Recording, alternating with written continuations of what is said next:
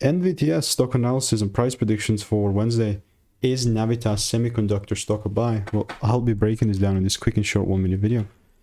And with Navitas, most of the tickers are going down. So is Navitas. Actually, not that big of a deal. You know, not that bad. I hope I saw some little corrections. Now, within regards to NVTS, I do have a bunch of receipts, and all I'm just sticking to is my strategy that I've refined over 45,000 videos.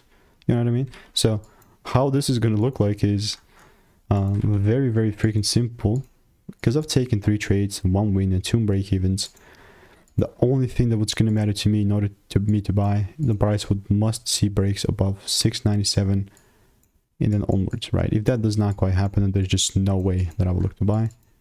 And certainly all I'm doing in the meantime is just waiting for rules, because if the rules are not met, I am not moving forward. So if you want to stay tuned and want to get free money making emails and insights, then just click the first link in the description and get the free sauce first link below. People are charging money for this type of stuff.